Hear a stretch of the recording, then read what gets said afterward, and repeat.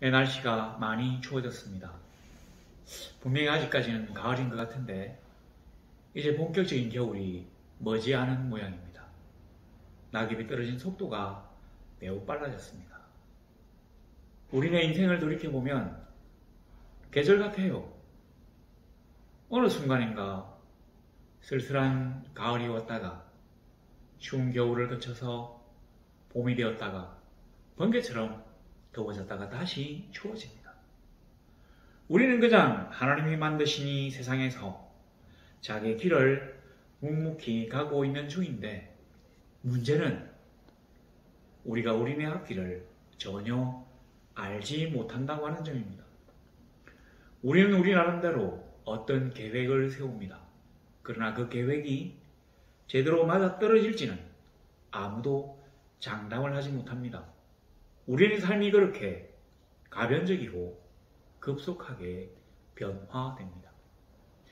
그러나 우리는 변화하는 세상에서 변화하지 않는 하나님과 함께하는 하나님의 성도입니다. 하나님의 신앙 용사입니다. 오늘 우리가 이 본문을 보니까 다윗이 시글락에서 어떻게 위기를 극복했는지가 나옵니다. 위기를 극복한 것뿐만 아니라 이 위기가 전화위복, 위기가 변하여 복이 되어서 다윗이 마침내 이스라엘의 왕으로 등극하는 놀라운 계기가 되는 장면이 이 30장에 나와 있습니다. 이게 그 1절부터 31절까지가 있는데 너무 많아요, 본문이. 그렇지만 이게 하나의 이야기로 되어 있기 때문에 중간에서 끊기가 참 어렵습니다. 그래서 우리는 이 31절, 31절을 살펴볼 예정입니다. 실제로 이제 다윗이 시글락으로 돌아오는 부분도 시작합니다. 이 앞에 뭐가 있냐면 그 블레셋의 아기스라고 하는 왕이, 그러니까 블레셋 연맹, 이 도시국가 5개의 연맹의 대표자인 아기스 왕이 다윗에게 그 망명온 다윗에게 준 땅이 바로 이 시글락이에요. 근데 이 아기스는 어떤 사람이냐면 블레셋의 연맹 왕임과 동시에 골리앗의 고향인 가드의 왕입니다. 그러니까 이 사람이 골리앗, 그러니까 다윗과 골리앗 할 때 그 골리앗을 잘 알고 있는 사람이에요. 이스라엘의 가장 위대한 장군이라는 것을 알고 있기 때문에 이 다윗을 이용해서 다시 이스라엘에 쳐들어간다면 블레셋이 이길 수 있다고 하는 어떤 확신을 가지고 있습니다. 그래서 블레셋이 이스라엘에 쳐들어가는데 다윗에게 참전을 명합니다. 큰일 났어요. 이방인을 위하여 자기 백성들을 수호해야 될 왕이 지금 이방 블레셋을 위하여 동족에 쳐들어가야 될 위기가 이 사람에게 도래했습니다. 근데 이 위기는 사실은 아주 잘 해결이 되었어요. 왜냐하면 실제로 이제 아기스는 다윗을 아주 높이 평가해서 이 다윗이 사울에게로 되돌아가지 못하도록 아마 그 전쟁에서 이스라엘을 공격하는 역할을 맡기려고 했는데 그 아기스와 그 같이 있던 다른 군주들의 입장에서는 사실은 이 다윗을 신뢰할 수가 없는 겁니다. 전쟁 칠 때 가장 결정적인 순간에 뒤통수를 맞을 수 있다고 하는 거죠. 말은 그렇게 했는데 어쩌면 이제 그래도 이 비슷비슷한 세력의 5개 도시국가의 왕들인데 비록 연맹의 대표자이긴 하지만 너무 이 아기스에게 힘이 쏠리면 자기들을 억압해서 자유를 갖다가 제한할지도 모르기 때문에 뭐 그랬는지도 모르겠습니다. 여하튼 이런 어떤 인간적인 고려 때문에 다윗은 전혀 문제가 없이 전쟁에 참여하지 않고 시글락으로 돌아올 수 있게 되었습니다. 우리 하나님의 다윗을 향한 사랑과 배려에 감사를 표합니다. 할렐루야. 그랬는데 와보니까 3일 동안 아마 그 3일이 걸렸던 것 같아요. 3일 동안 행군하고 시글락 이 고향은 아니고 자기 집들 근거지에 와보니까 난리가 났어요. 뭐냐면 아말렉 사람들이 시글락이 서러워서 그러니까 이제 600명의 군대가 전부 다 그 아기스에게 가니까 여기 지킬 군대가 없잖아요. 뭐 여자들, 아이들 이런 사람들만 있었는데 이 사이에 이 아말렉 쪽이 쳐들어와서 사람들을 몽땅 다 사로잡아갖고 가축들은 다 끌어갖고 나머지는 불을 질러버렸어. 여기 보니까 1절에 밑에 보니까 그들이 시글락을 쳐서 불을 사르고. 자, 그런데 이 이제 성경 구절을 잘 보면 뭐라고 되어 있습니까? 거기에 있는 젊거나 늙은 여인들은 한 사람도 죽이지 아니하고 다 사로잡아 끌고 자기 길을 갔더라. 사실은 이게 사실은 한 명도 안 죽이고 끌고 가는 게 쉬운 일이 아닙니다. 보통은 어느 정도는 상하게 되어 있어요. 죽거나. 그럼에도 불구하고 2절에 한 사람도 죽이지 아니하고 늙은 여인들을 어디 살려고 잡아갔는지 모르겠지만 안 주겠대요. 그래서 저는 이걸 우리 하나님이 이제 너무 오랫동안 그 기름 부음을 받고 다윗이 막 도망을 다니면서도 하나님의 길을 제대로 따르고 있으니까 이제 망명객은 그만두고 이스라엘의 왕으로 아마 그 등극시키려고 하기 직전의 그 자격 시험이 아니었는가 이렇게 생각합니다. 우리는 그렇습니다. 우리의 인생길에 막 가다가 어떤 중대한 기로에 처하게 돼요. 이럴 때마다 올바른 그 정답을 찾아서 잘 선택이 되는데 이게 사실은 단순한 미기와 선택이 아니라 우리가 이제까지 잘 살아왔기 때문에 하나님이 우리를 한 단계 더 성장시키기 위한 자격 시험이 아닐까 이렇게 생각해 봅니다. 뭐 그럴 수도 있고 아닐 수도 있는데 항상 그런 식으로 하나님이 주신 위기의 순간에 대응한다면 우리의 신앙도 우리의 삶도 한 단계씩 성장하게 될 걸로 제가 믿습니다. 그러므로 우리의 삶 가운데 찾아온 어려움과 위기의 순간에 우리는 낙망하거나 좌절하거나 심지어 하나님을 원망하며 세상으로 떠날 것이 아니라 이 가운데서 하나님이 우리에게 더 큰 것을 주시기 위한 혹은 그러한 우리를 높이기 위한 하나님의 자격 시험이 부과된 것이 아닌가. 그러면 내가 멋지게 통과해 주리라. 그렇게 생각할 필요가 있을 것입니다. 여하튼 이렇게 됐는데 보세요. 자, 아말렉 사람들이 와서 도시를 치고는 사람들 다 끌고 갔어요. 어떻게 됩니까? 아말렉을 죽이려고 사람들이 뭉쳐야 돼요. 여기 보니까 이 사람들 정말 놀랍습니다. 이 유대인들은 문제가 많아요. 자세히 보세요.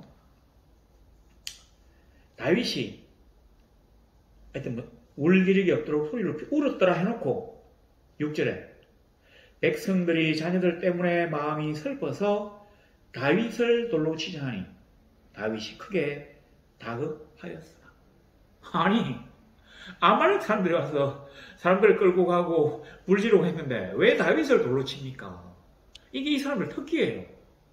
옛날에 그 출애굽 시에도 보면 뭐 일이 안 되면 뻗어가면 그 모세를 돌로 치자고 한 그런 기사가 많이 나오잖아요. 사람들은 뭐가 안 되면 자꾸 지도자를 원망합니다. 돌로 막 치재요. 사실은 다윗이 여기서 보면 잘못된 게 하나도 없습니다. 뭐 시글락을 지킬 군대를 한 명도 남기지 않고 아기새로 간 거? 아니 그거는 아기새의 명령 때문에 어쩔 수 없이 그렇게 된 거예요. 전쟁에 참여하기 위해서 군대를 다 끌고 오라고 했으니까 어쩔 수 없이 간 겁니다. 망명객이 무슨 힘이 있습니까? 아기스가 준 땅에서 아기스가 준 보호 가운데 사는 입장에서 어쩔 수 없이 블레셋 왕의 명령을 들어야 돼요. 그리고 이 사람들이 유대에서 그 블레셋으로 망명한 게 잘못이라고요. 아니 그 망명할 때는 다 같이 찬동했기 때문에 같이 온 겁니다. 그래 놓고 일이 안 되니까 이제 다윗을 돌로 치려고 하는 것입니다. 다윗의 일생에 가장 큰 위기입니다. 다윗이 이제까지 수많은 위기를 겪었어요. 헤쳐나왔습니다. 근데 이것은 정말로 절대절명의 순간입니다.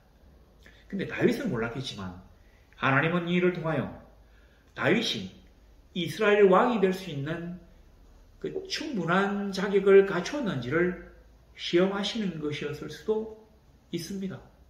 이제 다윗이 내 마음에 흡족해. 근데 그냥은 안 되지. 너는 마지막 자격 시험을 쳐야 돼. 우리가 대학교를 가도 그렇잖아요. 열심히 공부했으면 이제 변호사 자격 시험을 치는 거예요. 열심히 공부했으면 의사약사 자격 시험을 치는 겁니다.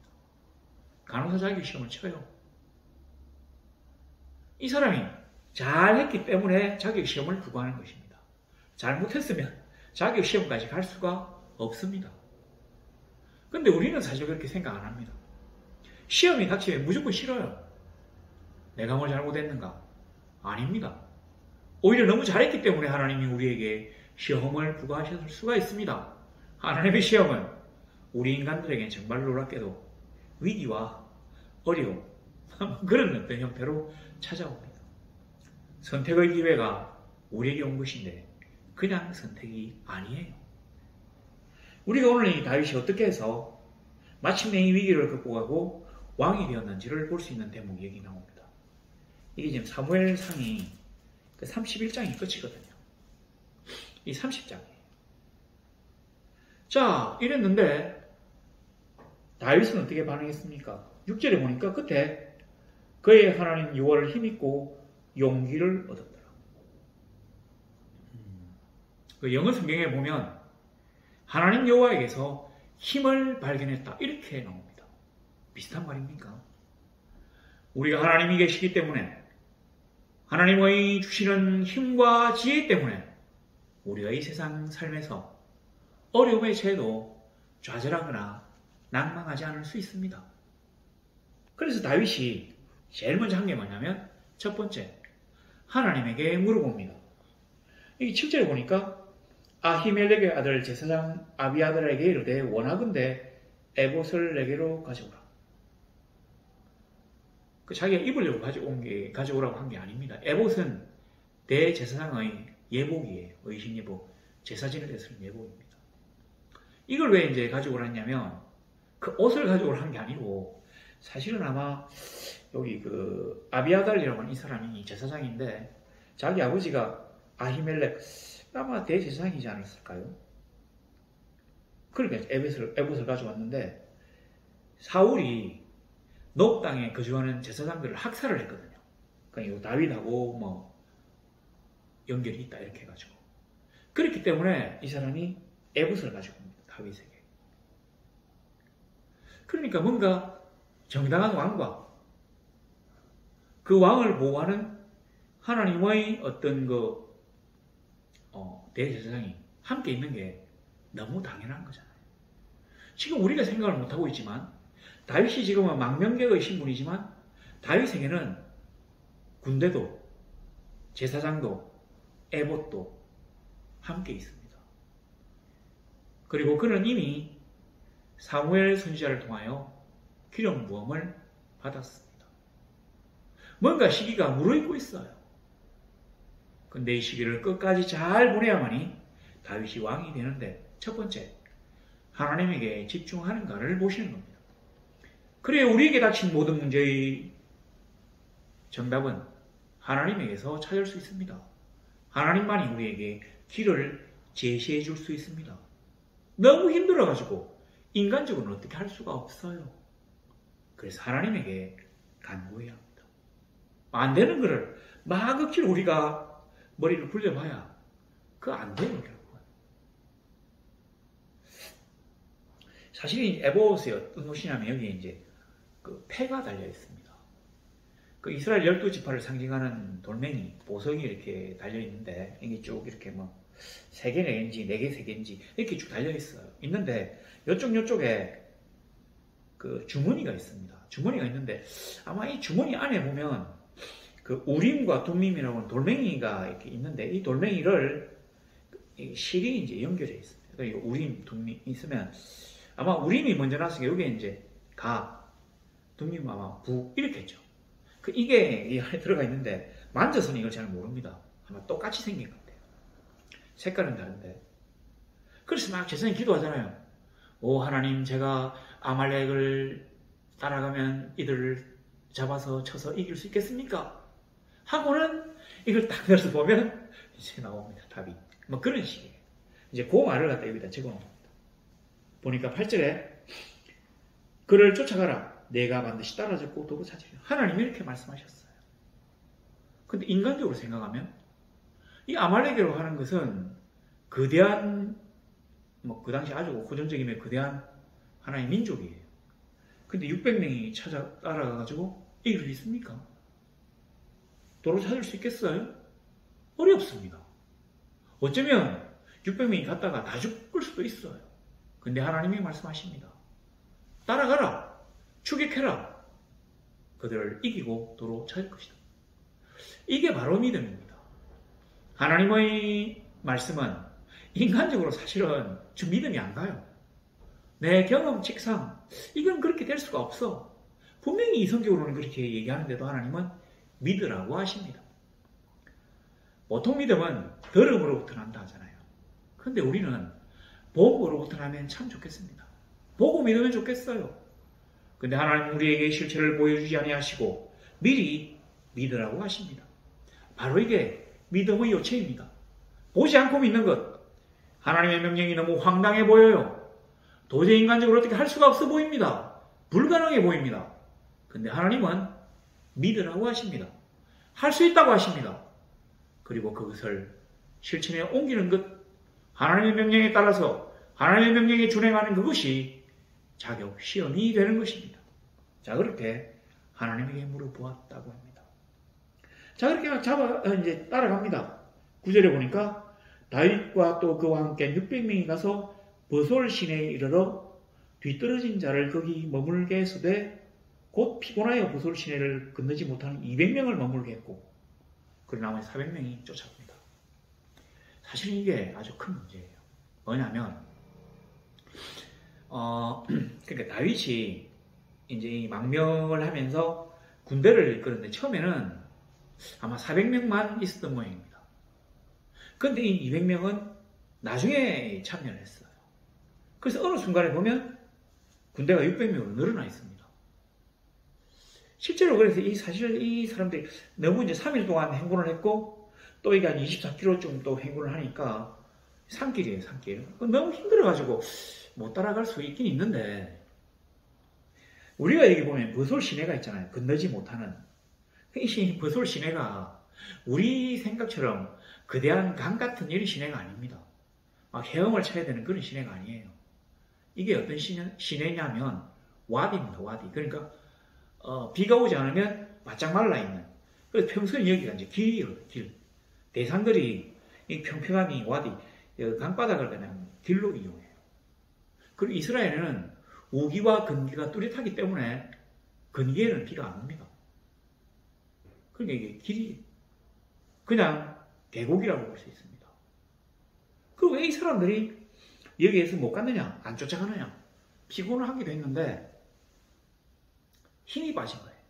낭망에 빠진 거죠. 왜냐면 이제까지는 이 산길입니다. 그래서 외길이에요. 이 길로밖에 갈 수가 없습니다. 그런데 버솔이라고 하는 이 시내 와디를 갔다가 건너면 들판이 나옵니다. 들판에서는 여러 군데로 사람들이 갈라질 수 있잖아요. 그러니까 이 200명은 힘도 빠졌지만 이제는 뭐 도저히 못 가겠다, 포기해야 되겠다. 어디로 간 줄 알고 이 사람들이 어디로 간 줄 알고 우리가 따라갈 것인가? 제가 이거 사실 잘 모르는데 자, 우리 한번 생각을 해보십시다. 이 시글락이라고 하는 자기들의 본성이 틀렸어요. 불에 탔습니다. 우리는 이 성경 말씀을 보고 아말렉 사람들이 이 시글락을 침노해서 사람들을 다 잡아갔다고 생각하지만 알지만 다윗과 함께한 600명은 알았겠습니까? 저는 몰랐을 거라고 봅니다. 누가 했는지 몰라요. 근데 왜 따라갔느냐? 하나님이 따라가라고 하셨으니까. 그러니까 아말렉 사람이 자기들을 갖다가 쳐들어왔다고 생각했다면 아말렉 족들이 근거지 쪽으로 탐문할 수 있습니다. 근데 누가 쳐들어왔는지를 모르잖아요.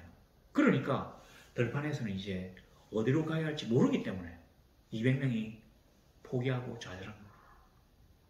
바로 이런 거죠. 자, 그래서 이제 버솔 시내를 건너서 400명을 데리고 갑니다. 다윗이 지금 얼마나 가슴이 답답하겠습니까? 600명이 다 가도 지금 이길지 질지 모르는 판에 3분의 1이 낙오했어요. 400명만 남았습니다. 이제 자기도 정말 포기해야 될 때가 된 것 같습니다. 들판에서는 어디로 갔는지 찾기 어렵습니다. 물론 뭐 사람들의 발자국이 있을 수 있는데 내산거리 지나는 길, 여러 민족들이 양을 치러 가면서 가는 길, 이 발자국이 저 발자국인지 알 수가 없어요. 그리고 자기네 식구들이 뿔뿔이 흩어져서 잡혀갔을 수도 있습니다. 이제 정말 큰일이에요. 그런데 지금 이제 11절 보세요. 무리가 들에서 애굽 사람 하나를 만나 그를 다윗에게로 데려다. 아마 다윗이 이제 어디로 갔는지 모르니까 정탐병들을 보낸 겁니다. 이쪽, 너는 이쪽, 너는 이쪽 이렇게. 근데 그 정탐병 중에서 정찰, 그 정탐병 중에서 한 사람이 우연히 들에서 애굽 사람 하나를 만났어요. 이 사람은 보시면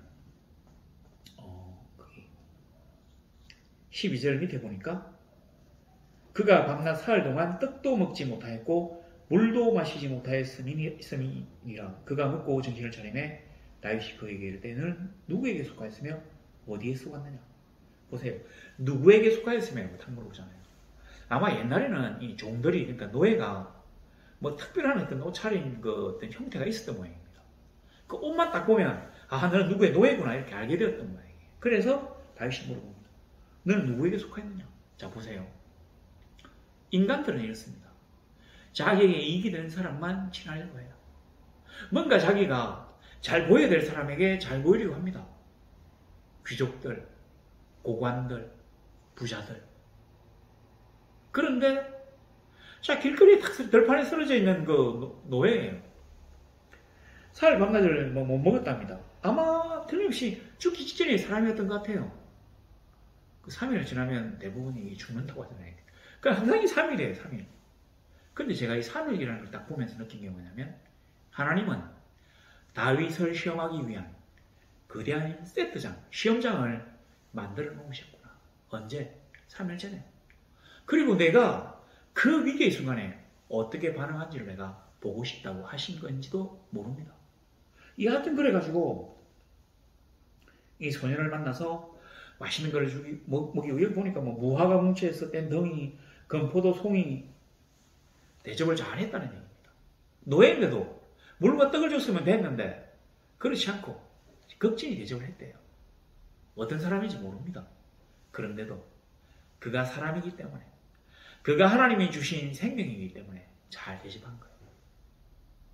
근데 해놓고 나니까 이 아이가 아이 아닙니다. 이집트 소년이라고 하는 말은 사실은 젊은 병사를 얘기합니다. 다윗도 보면 뭐 소년들 뭐 이런 얘기 많이 나와요. 근데 젊은 병사. 이집트인인데 아말렉 사람의 종이래요. 그리고 아말렉 사람들이 보세요. 13절에 사흘 전에 병이 들매 주인이 나를 버렸나이다. 그리고 14절 보니까 우리가 시글락을 불살랐나이다. 그러니까 다윗이 아무런 것도 모르고 그냥 이 사람을 구했는데 잘 대접해서 구하고 보니까 이 사람이 시글락에 쳐들어온 그 아말렉 사람들의 관계자예요. 그래서 아말렉 사람들이 우리에게 쳐들어갔구나 하는 것을 알게 된 것입니다. 그러니까 성경에 이렇게 나와 있지만 처음으로 이제 다윗이 알게 된 거예요. 그리고 이 사람을 따라가면 아말렉 사람들이 어디에 있는지를 알게 될 것 같습니다. 하나님은 다윗이 자기의 명령, 하나님에 대한 신념, 하나님에 대한 믿음을 포기하지 않고 하나님이 지시하신 대로 따라서 여기까지 오게 되면 버솔 시내를 건너오게 되면 그 이 망망한 들판에서 다윗을 인도하기 위하여 이 이집트 노예를 배치하신 것입니다. 길잡이를 주신 거예요. 우리는 그렇습니다. 하나님이 이미 우리를 위하여 다 3일 전에 예비해 놓고 계신데도 우리는 그걸 모르잖아요. 보이지 않으니까. 저 담벼락 너머에 5분 후에 우리에게 어떤 일이 벌어질지를 우리가 알지 못하기 때문에 우리는 닥친 그 상황, 본 그 상황만을 보고 좌절하거나 실망합니다. 그러지 말라고 여기에서 나와 있습니다. 자, 그래서 이 소년을 따라가니까, 소년이 아닙니다. 이 이집트 사람을 따라가니까 아니나 다를까 아말렉 사람들이 이제 뭐 자기 이제 전쟁터에 나가서 엄청나게 많은 전리품을 얻었다고 막 기뻐가지고 막 크지랄 돼가지고 술을 마시며 춤추며 놀고 있어요. 근데 보세요. 17절 보니까 다윗이 새벽부터 이튿날 저물 때까지 그들을 치매. 아마 다윗과 그 400명은 3일 행군을 하고 그 다음에 전혀 쉬지 못하고 계속적으로 간 것 같습니다. 한밤중에 도착을 했어요. 가니까 막 새벽까지 막 춤을 추면서 술 마시고 일부는 뻗어있고 막 이런 공격을 해서 얼마나 많이 공격을 했다면 그 다음날 저물 때까지 그들을 쳤답니다. 이 싸움이 정말 막 끔찍하게 오래 갔던 것 같아요. 왜냐하면 사실 이거 400명밖에 안 되잖아요. 근데 이 아말렉이라고 하는 거대한 족속을 치려고 하니까 얼마나 전쟁을 많이 해야 되겠어요. 결국은 400명의 군사만 도망을 갖고 나머지는 다 죽였대요. 자, 여기서 뭐가 문제냐면 우리가 꼭 봐야 될 게 있습니다. 이 아말렉 사람들이 시글락에 있는 것들만 빼들어온 게 아니에요. 보니까 그 14절에 보면 그렛 남방, 그 다음에 유다 지방, 갈렙 남방, 시글락. 이 사람이 그렛은 아마 블레셋인 것 같습니다. 블레셋과 유다와 갈렙과 시글락과 엄청나게 많은 지역에 쳐들어가서 전리품들을 빼들어온 거예요. 이 사람들 특성이 아마 안 죽이고 이렇게 뭐 사람이고 노비로 삼으려고 그랬는지 사람과 가축과 재물들을 막 가지고 온 것 같은데 어마어마하게 많이 빼들어왔어요. 거기다가 아말렉 사람들이 원래부터 가지고 있던 물건들이 거기 다 있습니다. 그러니까 어떻게 됐겠습니까? 이 다윗과 함께한 이 400명의 군대가 어마어마하게 많은 재물을 얻게 되었다고 하는 겁니다. 자, 이 엄청나게 많은 재물을 얻고 난 다음에 이 사람들이 이걸 갖고 왔어요. 그러니까 사람들이 보세요. 여기 보면 그 20절에 보니까 이는 다윗의 전리품이라 했더라. 다윗이 또 양떼와 소떼를 다 되찾았더니 무리가 그의 가축들을 앞에 몰고 가며 이르되 이는 다윗의 전리품이라 했더라. 15절에 아무것도 이런 것이 없이 모두 다윗이 도로 찾아왔고. 사람이 죽으면 아무리 돈을 많이 받아도 회복이 안 됩니다. 사람이 죽었는데 그 회복이 되겠습니까? 아무도 죽지 않고 빼앗긴 들 전부 다 도로 찾고 다른 사람, 그러니까 아말렉 사람들이 다른 곳에 가서 그러니까 가지 몽땅 다 차지했다. 너무 돈을 많이 버니까 아까는 이렇게 막 돌멩이를 던져서 죽이려고 하더니 이 부하들이 막 몰고 가면서 이는 다윗의 전리품이라 해서 막 소리를 기뻐가지고 막 오는 거예요. 자, 그런데 기쁜 일 다음에 또 하나의 어려움이 있을 수 있습니다. 버솔 시내까지 왔어요. 오니까 여기 이제 200명이 낙오된 사람들이 있잖아요. 병사들이. 여기에서 이제 문제가 생깁니다. 뭐냐면 21일에 다윗과 함께 갔던 자들 가운데 악한 자와 불량배들이 다 이르되 그들이 우리와 함께 가지 아니하였은즉 물건 주지 말고 처자만 데리고 떠나가게 하라. 너희는 나가서 향대 아무것도 없잖아. 여기서 쉬었잖아. 그 처자만 가지고 떠나. 이렇게 얘기한 거 보면 아마 이 남은 200명들이 피곤해서 이렇게 낙오한 게 아니라 힘들고 플러스 다윗에 대한 불평과 불만이 아주 많았던 것 같습니다. 우리 식으로 하면 태업이죠, 태업. 나는 몰라. 너희 알아서 해. 아마 이랬던 것 같습니다. 그러니까 이 사람들이 와서 이런 식으로 얘기하는 거예요. 아주 좋게 지금 일이 진행되고 있는데 엄청나게 큰 어떤 복을 받았는데 문제는 이 3분의 2와 3분의 1 사이에 분란이 일어날 수 있다고 하는 거죠. 이걸 그대로 방치하면 공동체가 와해됩니다. 군대가 줄어져요. 애를 먹고 이렇게 400명에서 600명을 늘었다가 다시 400명을 줄. 우리는 취사선택을 해야 될 때가 있습니다. 그런데 지금 공동체가 뭡니까? 한마음 한뜻으로 함께 나아가는 거잖아요. 너는 일을 안 했으니까 너는 안 돼. 이게 바로 세상의 논리거든요. 너는 효율적이지 못해. 너는 이걸 못해. 너는 유능하지 못해. 너는 우리에게 도움이 안 돼. 그러므로 너는 무시받고 천대받고 떠나. 바로 이런 게 세상이 우리에게 주는 시험입니다. 그러나 우리는 하나님의 신앙 공동체예요. 우리 품에 들어온 사람들, 하나님의 날개 아래 있는 우리의 믿음의 형제들은 내오내움 없이 한 몸인 것입니다. 강한 자가 약한 자를 보호하고 힘 있는 자가 힘 없는 자에게 양식을 공급하는 것은 하나님의 공동체에 너무 당연한 겁니다. 우리는 세상과 달라요. 그래야 이 공동체가 하나님의 공동체로 존속할 수가 있습니다. 왜냐하면 사실은 민수기 31장 27절을 보면 그 전리품을 분배할 때 그 전쟁하러 나간 사람이나 전쟁하러 안 나가고 그러니까 뭐 물건 가족들 옆에 있었던 사람하고 똑같이 주도록 되어 있습니다. 안 그러면 여기 시글락처럼 이런 일이 벌어지나요? 자기들이 전쟁하러 나간 사이에 다른 종족들이 쳐들어오면 이걸 막아야 될 거 아닙니까? 그러니까 공격하러 나간 사람이나 여기서 수비하는 사람이나 똑같이 전리품을 줘야 되거든요. 하나님의 명령이에요. 근데 사람들은 자기네 생각만 하고 자기들이 배웠던 이성과 논리적인 어떤 결론으로 하나님의 뜻을 어기려고 합니다. 이게 더 합리적인 것 같아요. 이게 능률적인 것 같습니다. 능력 있는 사람에게 더 많은 대우를. 이게 사탄이가 우리를 뒤흔드는 아주 중요한 어떤 그 시험의 명제일 수 있습니다. 근데 다윗이 이것도 하나님의 말씀을 가지고 거부하고 이들을 하나로 합칩니다. 그리고 난 다음에 보면 시간이 많이 갔죠. 보면 여기 보니까 26절에 시글락에 이르러 전리품을 친구 유다 장로들에게 보내어 이르되 보라 여호와의 원수에게서 탈취한 것을 너에게 선사하노라.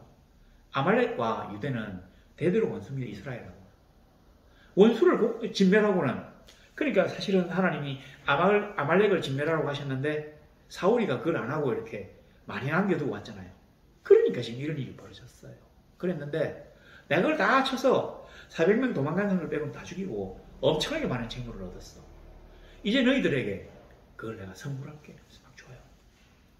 이때까지 유다 사람들이 유다 지파 사람들이 생각할 때는 다윗 때문에 자기들이 피해를 입었습니다. 사울 왕이 다윗을 원수로 생각하기 때문에 유다 지파 사람들은 출세가 안 됩니다. 모든 게 불리해요. 차별을 받습니다. 힘들었습니다. 그리고 이 다윗이 계속 도망다니면서 양식을 좀 달라고 하지, 숨겨달라고 하지, 첩보를 좀 알게 달라고 하지, 피해만 입혔어요. 이런 사람은 왕이 될 수 없습니다. 그런데 마침내 다윗이 엄청나게 거부가 돼가지고 주잖아요. 내가 이거 아말렉 사람들에게서 빼뜨린 것이야. 하나님이 주셨어. 선물을 주니까 마음이 흡족해서 이 사람이면 우리네 삶을 맡겨도 되겠구나.